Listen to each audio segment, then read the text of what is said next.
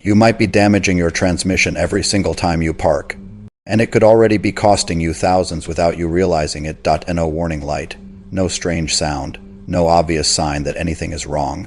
Just a habit so normal, so automatic, so deeply ingrained that nobody questions it. And the first time most people find out they've been doing it wrong is when they're sitting across from a mechanic staring at a massive repair estimate. I want you to think about the last time you parked your car, not a special occasion, just a regular day. You pulled into a spot, shifted into park, and got out. Maybe you were in a parking lot. Maybe it was your driveway. Maybe a hill. Did you do anything differently? Did you think about it at all? Most people don't, and the worst part, you've probably done this thousands of times already.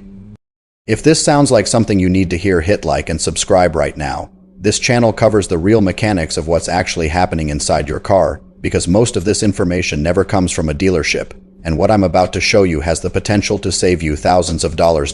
So let me walk you through what actually happens inside your transmission. The moment you shift into park, because I think if most people could see it, actually visualize the mechanical reality of what's occurring, they would never park the same way again. Your transmission is one of the most complex parts of your car, and it depends on small components working perfectly every time when the car is moving even slowly. All of those components are in a state of managed tension. Forces are distributed evenly. Everything is doing its job. The system is in balance. The moment you shift into park, a small but critically important component called the parking pawl engages. It is a small metal pin roughly the size of your thumb that drops into a notched ring connected to your transmission output shaft. When it locks into that notch, it physically prevents the transmission from rotating. That is the only thing holding your car in place when it is in park on a flat surface. Not the brakes, not the engine. Just this one small metal pin. If your car is parked on any kind of incline, even a very slight one, and you shift into park before applying the parking brake, the entire weight of the vehicle loads directly onto that small metal pawl.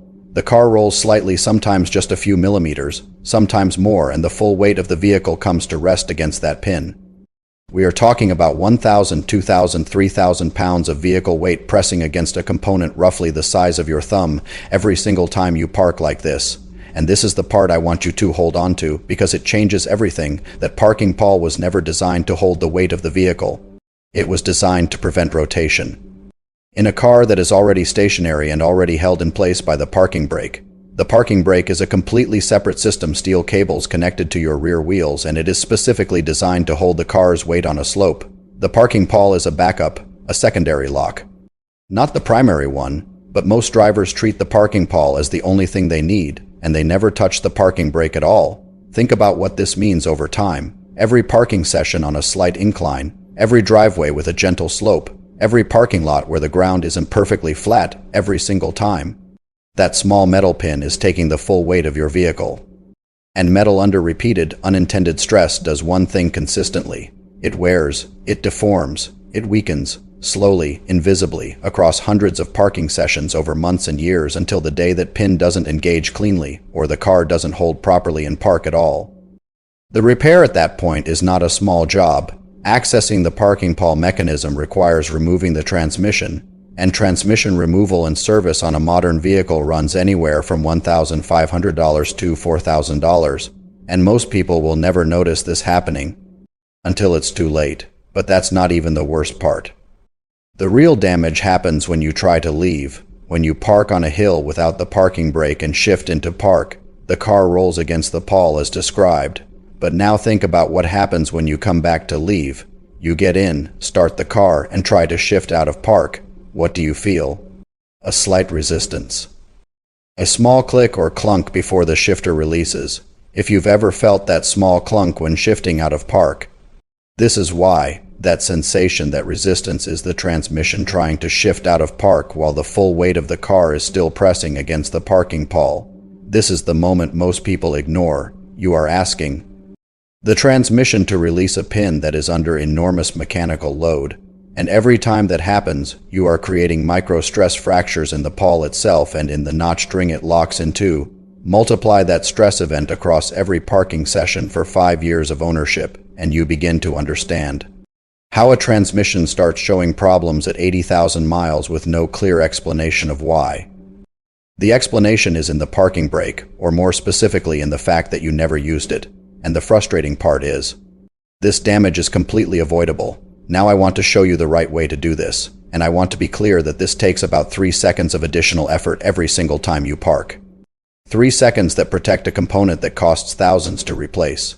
The correct sequence is this. When you pull into your parking spot before you shift into park, you apply the parking brake first. With the parking brake engaged, the steel cables hold the vehicle's weight through the rear wheels.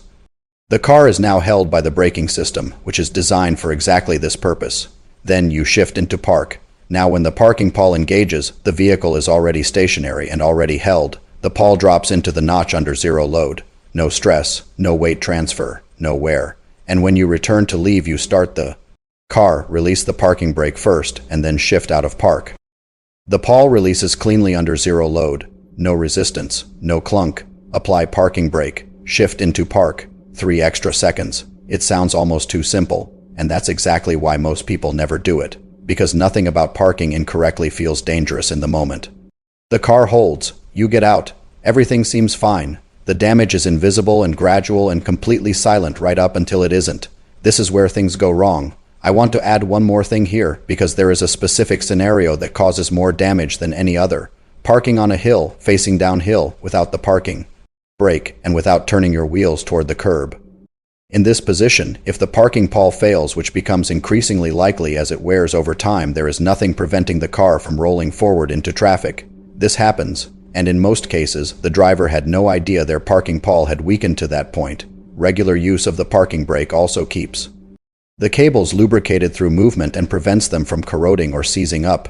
So the habit of using the parking brake is not just about protecting the parking pawl, it is about maintaining an emergency system that your life may one day depend on. I am not telling you this to make you feel like you have been doing everything wrong. Most people learn to park from someone who learned to park from someone else, and the parking brake habit was lost somewhere along the way. The repair industry knows this happens, and nobody with a financial interest in your car's longevity is rushing to explain it to you. But starting today, you can change a 3-second habit that will protect your transmission for the entire life of the vehicle.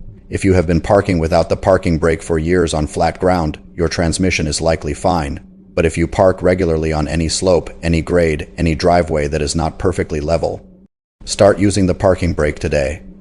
The wear that has already occurred cannot be undone, but the wear that has not yet happened can absolutely be prevented. Drop a comment right now. Do you use your parking brake when you park? Be honest, because I have a feeling that most people watching this have been skipping it for years. If this video just made you reach for that parking brake handle the next time you park, share it with someone who needs to hear this. The scary part isn't that this can happen. It's that it might already be happening.